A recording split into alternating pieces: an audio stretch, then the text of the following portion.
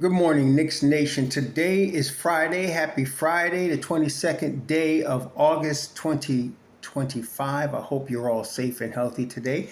I hope your families are safe and healthy and that the needs of you and your families in terms of food, shelter, clothing, as well as health are being met today. Blessings upon those that work in health, along with first responders who every day are doing their best to save lives. Those also that pick up garbage, keep our places clean, and those that make deliveries for our convenience. Double blessings on the men and women that are here trying to help rescue, deliver, and recover teenagers and children that are victims of child molestation and pedophilia. People that are also victims of pornography and child pornography, prostitution and child prostitution, human trafficking, and sex slavery. Double curses on the perpetrators, profiteers, and perverts that create the demands on these heinous acts and cause these industries to exist. Finally, double blessings on the homeless. More than 700,000 men, women, children, families, more increasingly senior citizens, as well as military veterans, homeless in the United States of America, and millions around the world in similar or worse conditions. Blessings upon them, for theirs is the kingdom. So we got a little news, and I wanted to, usually I'm too early with stuff, honestly. I'm too early with trades like I was with the several trades that y'all know about. I'm too early on the draft because I pick guys that I think the Knicks should get or would get based on their culture. And I'm going to be early again here. Malik Beasley was cleared of investigation from the Eastern District of New York on gambling charges, which would be included. We're not talking about gambling is legal, but you can't gamble on games or throw games. That's what it comes down to. I don't think if you've watched Malik Beasley play, anybody would even guess that he's throwing games because he's trying to win. But anyway, he's been cleared. So now he can come back to the NBA and he can get a contract. The problem is Detroit already spent its money that was earmarked for Malik on Duncan Robinson. So he's not going to be able to go back to Detroit, at least not on what kind of money he was looking for. The Knicks, of course, had already done due diligence on Malik Beasley. And this is the difference between the Don and any other regime the Knicks have had. So many players the Knicks do due diligence on that people start speculating that they're actually going to sign a player. That doesn't mean anything. They always are doing due diligence to have options open. Flexibility and options are the name of the game, especially when you play chess and not checkers. Checkers is of what you're going to get. Oh, the Knicks are interested. The Knicks are going to sign Malik Beasley. No, I'm trying to hold up on that. Okay? Now, let's talk about very quickly the scenario. The Knicks only have the vet minimum, which in Malik's case would be something like 3.5, 3.6 million to give him. Malik Beasley is in the open market worth more than that. He played on a $6 million deal in Detroit this past season, betting on himself. He had come off a $60 million deal that he had with the Timberwolves. So he's obviously not just an NBA player, but as we found out, a high-level NBA player. He could play off the bench. He's actually a perfect six-man. He plays high-level defense. We know from our own experience in New York, he could shoot the lights out and bring you back in the ball game.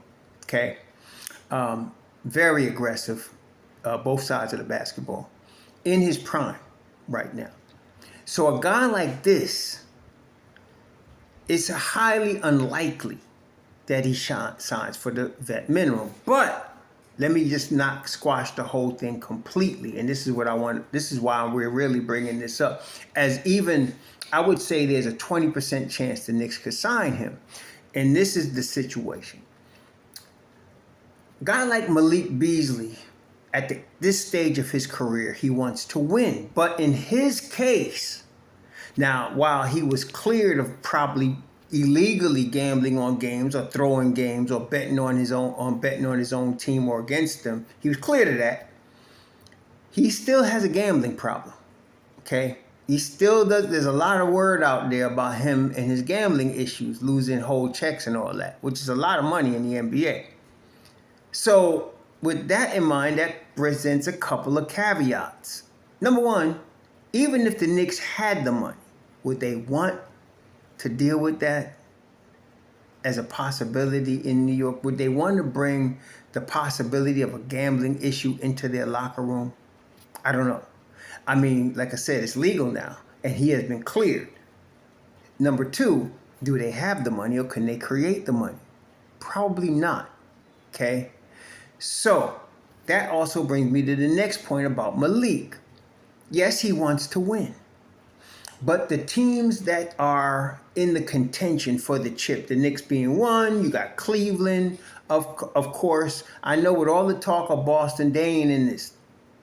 But in the Eastern Conference, you're talking about Cleveland, you're talking about New York, you're talking about Detroit, right? Those are the teams that you're really talking about with respect to being in the contention to take the East. You're talking about Cleveland, New York, Detroit. I'm not counting Boston this year. I don't care what they're saying. Yeah, they're going to fight. Of course, they want to sell tickets, so they got to, they're going to have the character to fight every night, but they're not coming out the East. And then, unless there's a rash of injuries to one of the real contenders in the East. So you got really Cleveland, Detroit, New York, and probably Orlando. Those are your real contenders. Your surprise teams are probably the Atlanta Hawks and maybe Miami, because it's Miami, right? That's really what I'm talking about. But those are your surprise teams. Because Atlanta got a lot of talent over there, and they still got the Leprechaun. And for all me calling him Leprechaun, the boy could still ball, okay? And they got Quinn Snyder as their coach. I wouldn't be surprised if Atlanta is in this thing. So you're talking about teams that are in it. These teams that are in it don't have but more than the Knicks have. They all have a vet minimum to give. Okay, I don't think any of them even have the MLE 5.7 million. He would probably take that, but he's looking for a contender. Now, if he's just strictly looking for the check, he got really two big options: Brooklyn and Utah. Now, the thing about Utah is, right now, check this out. You got Ace Bailey, Cody Williams, Isaiah Collier, Taylor Hendricks, Keontae George, and now you just got Walter Clayton Jr., and you got Kyle Filipowski, Bryce Sensabaugh, who are all 22 or under. And then you got many of your favorites who you wanted to replace Mitch Raffles, Walker Kessler, who's only 24. And you got Kenyon Martin Jr., who's a real player, and now a vet. He's 25. So you got these guys on your squad right now. Then you go to 28-year-old Lauri Markkanen, who's going to get $46 million this year and $46 million next year. I'm going to tell you right now, they're trading him. They're trading him. It ain't about a tax bill now. It's about creating space for the generation you got. I just named 1, 2, 3, 4, 5, 6, 7, 8 guys under 22 or under, and then a ninth guy that's 24 or under, plus Martin, right? And I don't think Martin's $8 million is guaranteed, but you got a young team. And I'm saying a talented young team. You got a 5, you got 4s, you got shooting guards, you got point guards, you got some players, you got wings, you got everything. You could develop that, okay? You don't need $46 million going out the door. Going out your bank account for Lauri Markkanen. So you trading Lauri Markkanen and you trying to get some more young talent or some cheap veteran talent. So while I think Utah could get a guy like Malik, probably pay, he ain't going to be getting no 46 a year. You could get him for 12. You bring him in, you got a vet, you got somebody that can help lead your youngins, somebody that's competitive, somebody's going to bring it on both ends of the floor, and he's going to get his money. Okay. Then you got Brooklyn, of course. Now, does Malik need that money? And he might, bad enough to go to teams that are obviously going to be back in the lottery next year? I don't know. But I will say this. I'm loyal, me as a fan, I'm loyal to Landry Shamet. But I'd be stupid if I didn't tell you Malik Beasley just flat out better player. And I'm not trying to down Shamet. I'm loyal to Landry Shamet. I'd rather the Knicks sign him and get this drama over with. But this is precisely one of the two big reasons they haven't signed anybody yet in terms of signing Shamet. One of them is August is generally vacation month in the NBA. It's usually, you ask anybody, it's generally vacation month. Once free agency is over, summer league is over, most guys, except for Tom Thibodeau, most guys going on vacation, and Tom Thibodeau probably got a laptop with film on it he's studying, but most guys are going on vacation, okay? And so while there's coaches like probably Mike Brown or Tom Thibodeau that's going to be out there looking at film, the Don is going to take the Don's vacation, and all the front office are going to take their vacation. So they're not going to be signing anybody yet till they get back, which is at the end of August, okay? Before training camp going into September. So that's one reason. And number two, a situation like this, where Malik Beasley is cleared, you've done your due diligence, and you're interested in him, and he's a better player than what you got on tap with Landry Shamet. That's interesting. So with Malik is 28, I think. Let me just double check that. I'm pretty sure Malik Beasley's 28 years old. And Malik Beasley being 28 years old, he's in his prime. So I'm saying he's 29. So he's 29. He's in his prime right now. So it's going to be a difficult situation because if he played 1 year for the vet minimum, he'd be looking for money next year at age 30, which that's about the edge of where you can get you in still a nice bag. He could probably next year get 336. Okay, he could probably do that next year, 342, something like that. Because he's still going to be effective. Obviously, he's still going to be hungry for that loot, so he's obviously going to be ready to play. So he might do that. He might have to do that. So if he actually has to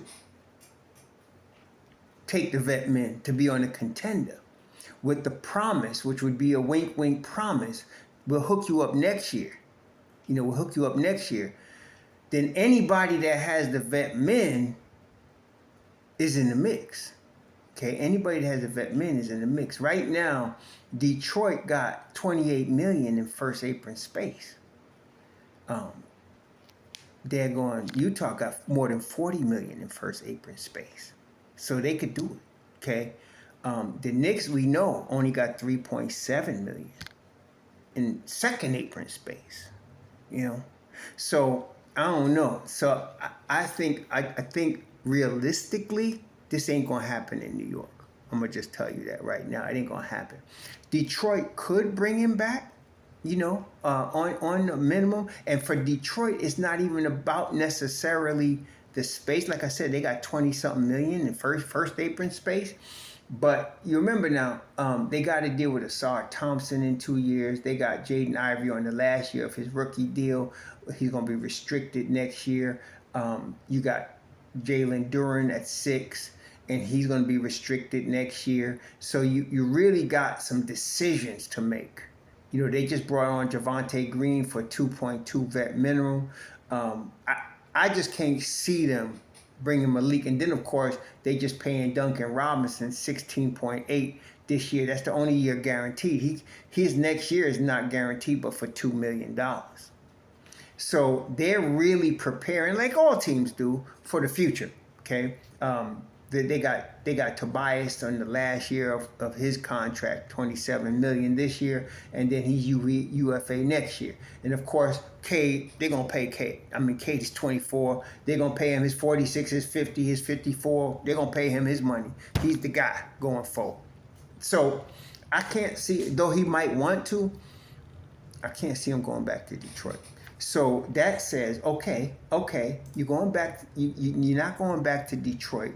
You want some money though. So how you gonna get this done? See, I don't know, but there's Utah, there's Brooklyn. You might want to deal with Memphis. Let me see what Memphis got. Memphis, of course, got Ja Morant. They just made a big trade. Jaren Jackson Jr., $35 million. Ja Morant, $39 million. Kentavious Caldwell Pope, 22. Aldama 18. Brandon Clark 12.5. I mean, this year they got 24 million in first apron space, and they got 36 million about in second apron space. They can actually get it. They could do something, and they're on the bubble in terms of contention. I wouldn't say they're guaranteed contention because of the Jaren Jackson Jr. He's in the junior college of Anthony Ambulance University. He's not he's not in the graduate school. He's not a charter member of the board, but he gets hurt a lot. So when he plays, he's like he's like a Jaguar. When he plays, whew. But he's in the shop a lot. So I don't know. So Memphis could do it. So I guess what I'm saying overall, Knicks Nation, is don't hold your breath for Malik unless he really decides, I want New York. And that, because since the Don has come in here over the last 5 years, you had players do that. Cap wants New York. Jordan Clarkson wants New York. Jalen Brunson wanted New York. So, yeah, you got players. We're at that level now where players say, I want to play for Madison Square Garden, So that could happen.